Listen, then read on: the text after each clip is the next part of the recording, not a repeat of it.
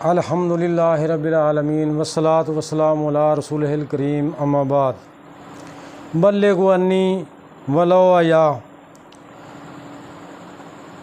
پیغمبر علیہ السلام نے فرمایا پہنچا دو میری طرف سے چاہے ایک آیات ہی کیوں نہ ہو۔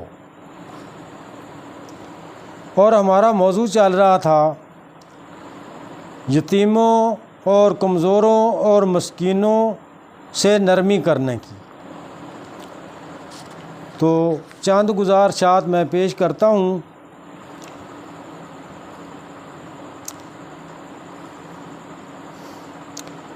حضرت سہیل بن سعد رضی اللہ سے روایت ہے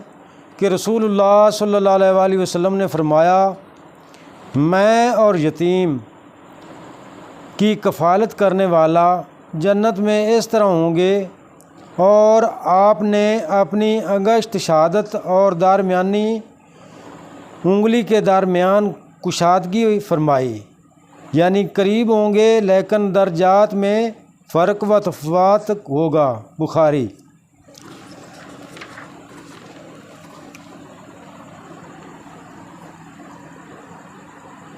حضرت ابو ہریرہ رضی اللہ عنہ سے روایت ہے نبی صلی اللہ علیہ وسلم نے فرمایا بیواؤں اور مسکین کی خبر گیری کرنے والا اللہ کی راہ میں جہاد کرنے والے کی طرح ہے۔ راوی حدیث کہتے ہیں کہ میرا گمان ہے کہ آپ نے یہ بھی فرمایا وہ اس عبادت کرنے والے کی طرح ہے جو سست نہیں ہوتا، اور اسے روزے دار کی طرح ہے جو ناغہ نہیں کرتا۔ بخاری مسلم۔ اگلی حدیث میں ہے حضرت ابو ہریرہ رضی اللہ عنہ سے روایت ہے کہ نبی کریم صلی اللہ علیہ وسلم نے فرمایا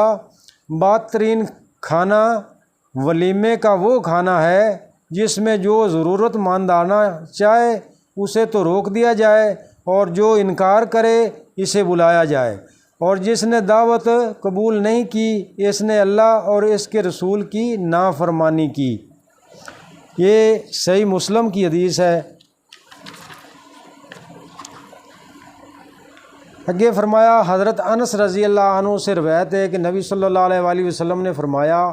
جس شخص نے 2 بچیوں کی پرورش و تربیت کی حتیٰ کہ وہ بالغ ہو گئیں، قیامت والے دن وہ اس حال میں آئے گا کہ میں اور وہ ان 2 انگلیوں کی طرح قریب قریب ہوں گے، اور آپ نے اپنی انگلیاں ملائیں، یعنی ملا کر دکھایا کہ اس طرح ہم دونوں ساتھ ساتھ ہوں گے۔ یہ صحیح مسلم کی حدیث ہے،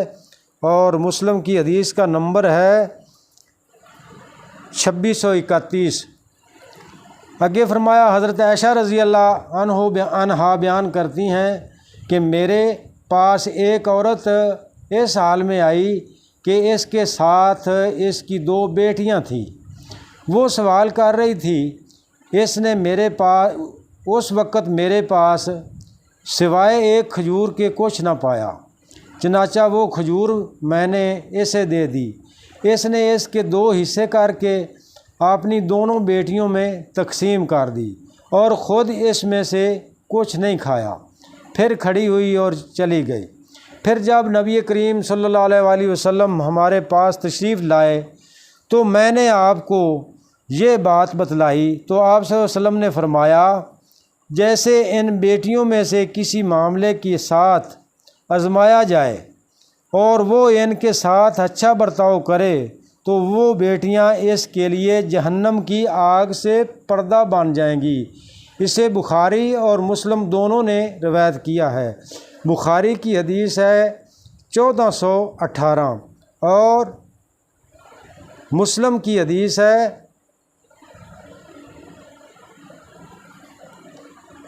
2629۔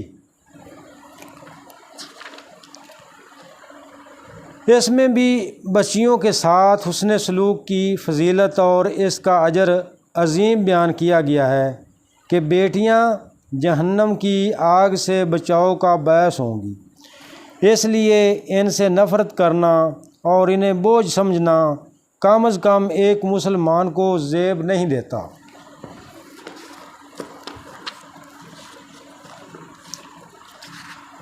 آگے فرمایا حضرت عائشہ رضی اللہ عنہ بیان فرماتی ہیں کہ میرے پاس ایک مسکین عورت اپنی 2 بیٹیاں اٹھائے ہوئے آئی، میں نے اسے کھانے کے لیے 3 کھجوریں دی، پس اس نے وہ کھجوریں تو آپ نے 2 بیٹیوں کو دے دیں اور 1 کھجور اس نے کھانے کے لیے اپنے منہ کی طرف بڑھائی تو وہ بھی اس سے اس کی بیٹیوں نے کھانے کے لیے مانگ لی، چنانچہ اس نے وہ کھجور بھی جسے وہ خود کھانا چاہتی تھی وہ 2 حصے کر کے اپنی دونوں بیٹیوں میں تقسیم کر دی۔ مجھے اس کی یہ بات بڑی اچھی لگی، میں نے اس وقت واقعہ کا ذکر رسول اللہ صلی اللہ علیہ وآلہ وسلم سے کیا تو آپ صلی اللہ علیہ وسلم نے فرمایا